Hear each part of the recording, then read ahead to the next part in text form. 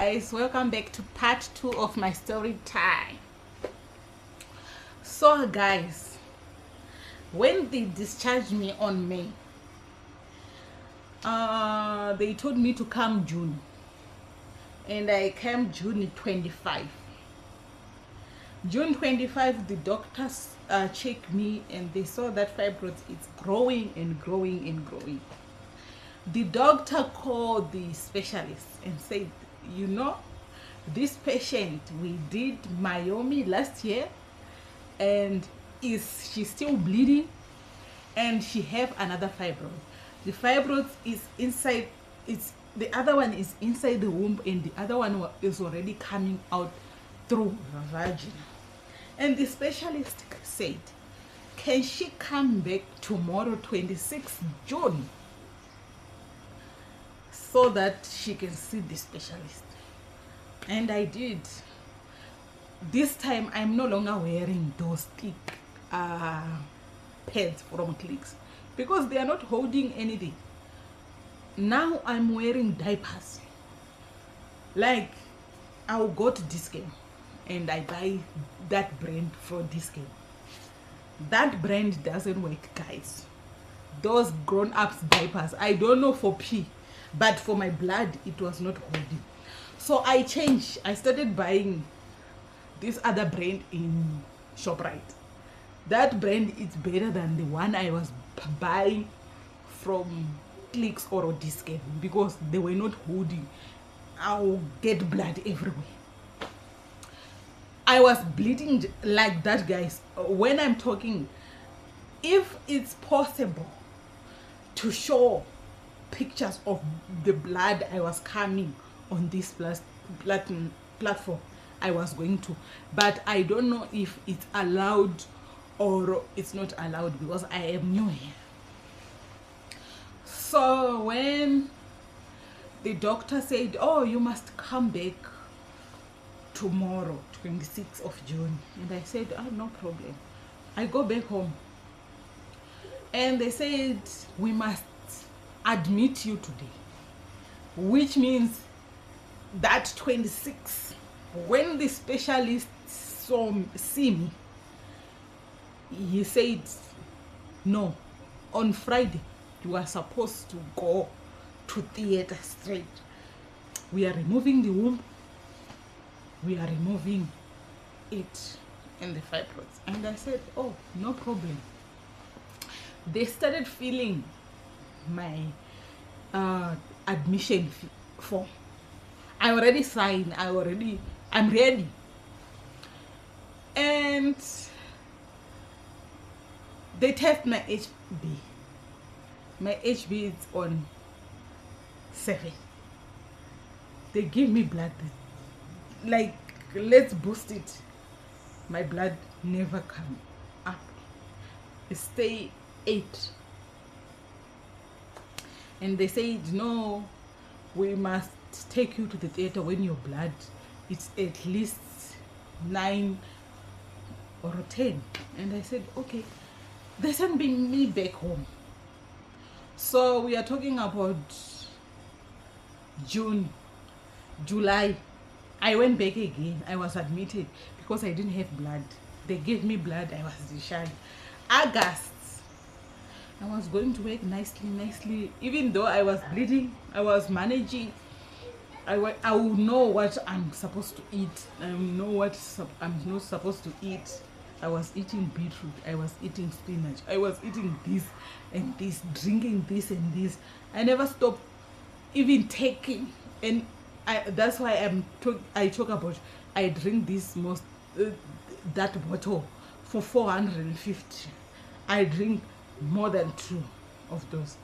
It just stopped, but it was not stopping because I was spotting. But one day when I come back from work, I was not feeling well. I feel in my body something is going to happen. It was Saturday. I came back from work. My sister just find me lying down on the bed, wearing what I wear in the morning going to work. And she said, what is wrong? And I said, I don't know. I just feel like something is going to happen. And she said, don't talk like that. And I said, let me go into the toilet. When I go to the toilet that Saturday, I was supposed to go to the hospital that Saturday. When I see this thing happen, I was just supposed to say, you know what, go to the emergency and talk about it, or go to the clinic. But you know, as black people, I feel like my periods are coming. Let me just prepare for it. So my sister was in here, and I feel like I'm peeing. The pee doesn't stop. I'm peeing. This pee doesn't stop. Why? So when I stand up, I'm wearing my tights. When I look on the floor in the toilet, I see blood everywhere. And I call my sister. She came, and I said, can you bring something so that my towel, so that I can cover myself and I can go and bath.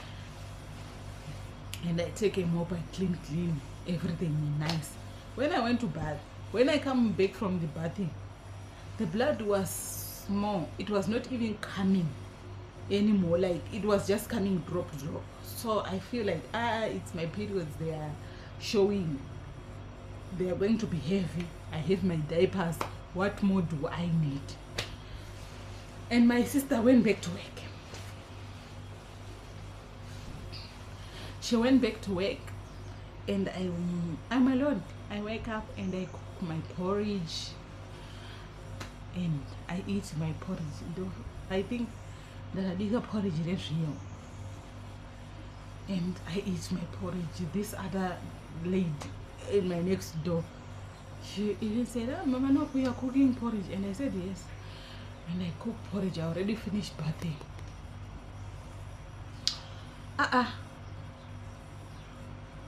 I feel it again. Pa! Something like it break. I am feeling my diaper is getting wet and wet and wet. And I said to this lady, can you please don't wash now? I want to go and take my bath. Guys,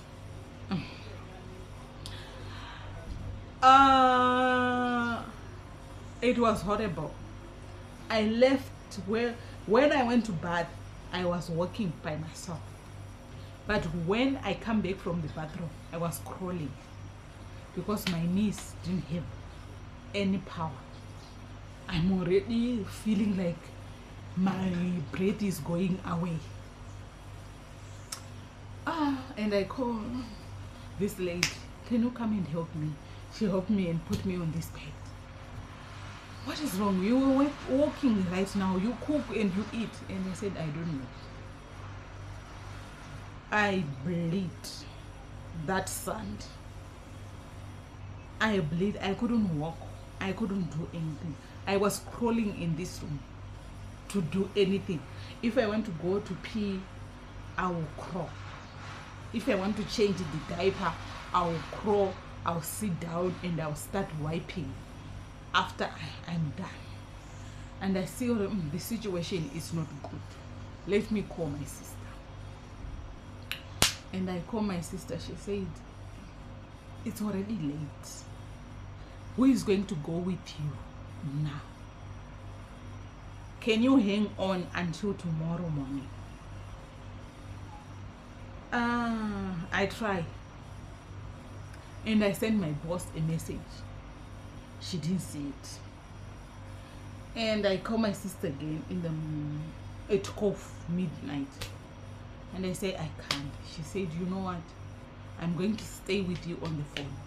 I want you to do this, pour water on your head until tomorrow. You can't really go right now.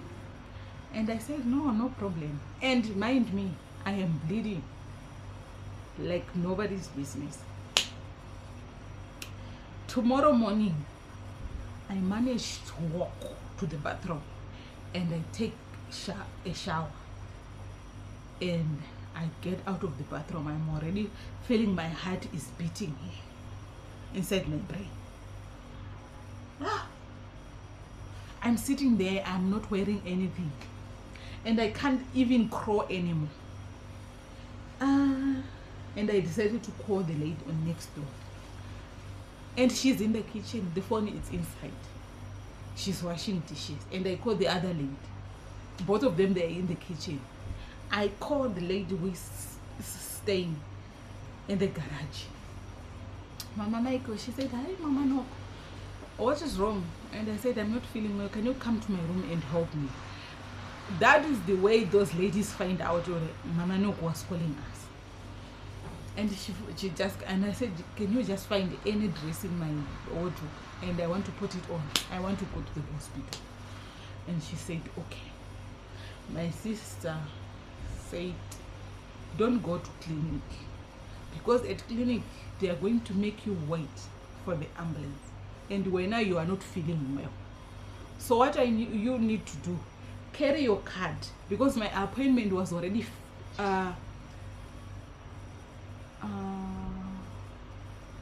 16 September. I was near my appointment. So go to Paul Kruger and show them you have an appointment 16 September. So there's no other way. And I said, okay. I did both come and take me. Both driver said, you know what, I'm not going to leave you at this door or make you walk. I want those security guards to take a wheelchair and push you inside. And I said, oh, no problem, thank you so much.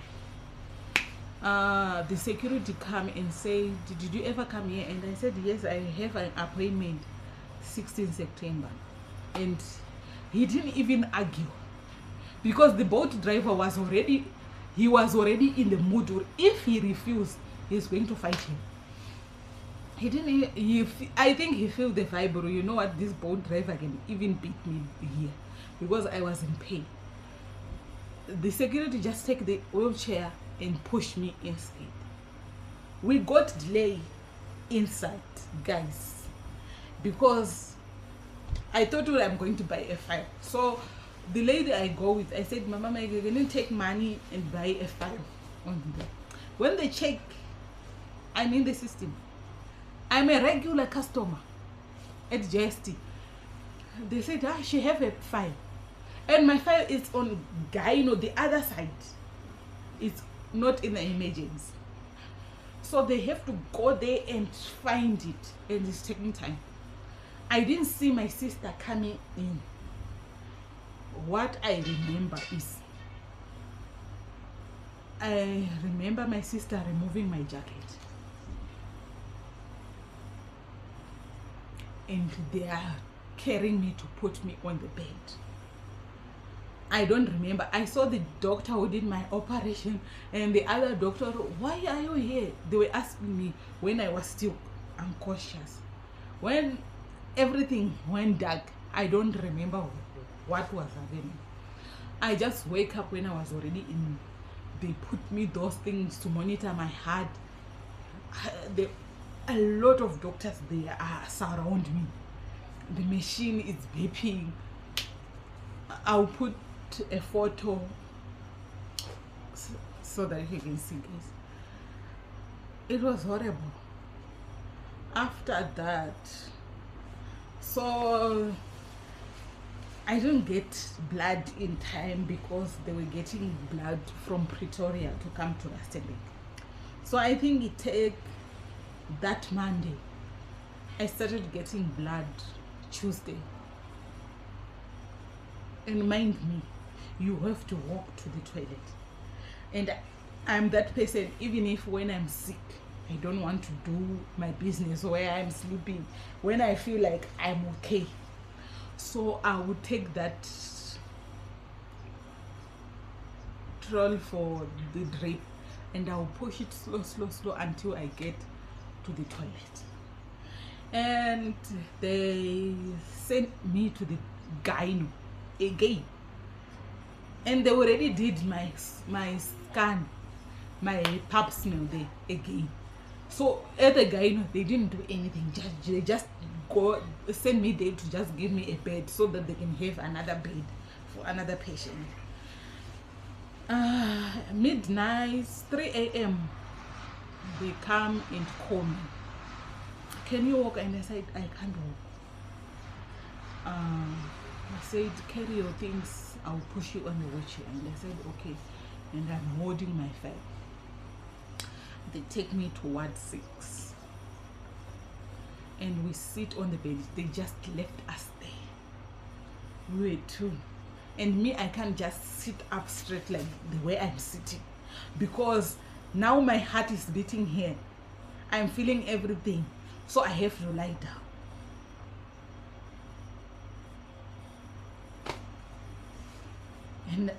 And you know those small benches at the hospital. And I said, God, what am I going to do? What if I faint again?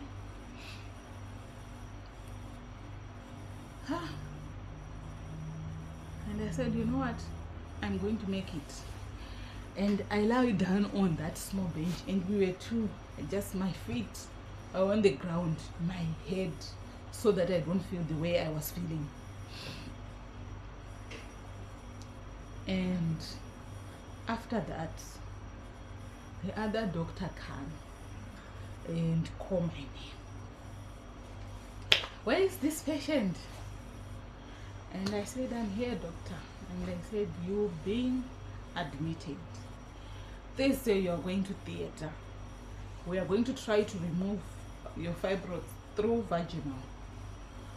If we can't remove through vaginal, we are going to cut you again and remove it, or remove your womb. And I said, I don't have a problem because I'm already tired of this situation. And he said, okay, no problem. And he said, can the sisters, can you give this patient a bed? And I get a bed. At least I lie down. I'm still on drip. They're saying, we are waiting for your blood. Yeah, I think I didn't lie down, and no, my blood was already arrived. They call my blood before they even give me a bed. When the sister came and said, lie down, we want to give you your blood. And they give me blood, they give me blood. Now I'm able to stand up to go to the toilet without. And that doctor came back. Guys, did you ever cry like a cow? That doctor didn't even give me any pain medication. He started to clean my stomach, removing that blood, cleaning my stomach, removing blood through vaginal. He was putting his hands. When you feel like you are strong, but you are not strong, I cry. Kokuma kunge mombe. After that, he put pads inside. Put pads. And you know the feeling of why he's got my pads. Now you are uncomfortable. You can't really walk. When you walk, the pain. And you are bleeding. And I said, I want to go and bath. And they said, no, you can't bath today. You bath tomorrow morning. And those pads, they'll start falling down tomorrow. So today, what you can do is wipe yourself. And we'll see after that until tomorrow. And I said, okay, I need Ward 6. They said, oh, you are changed. You are going to Ward 15. And I said, they can't walk. They take wheelchair, they send me to Ward 6. Ward 6, they treat us right at Ward 6. Other ones, they were getting discharged. My sister come and see me. The other lady who stay here come and see me. And the doctors who can put me to sleep come and see me. I'll be the one who is going to put you on sleep. What? And I said, okay.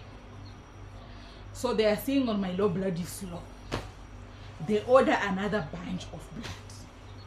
But the bunch of blood I'm supposed to go with it to theater didn't arrive on Thursday morning.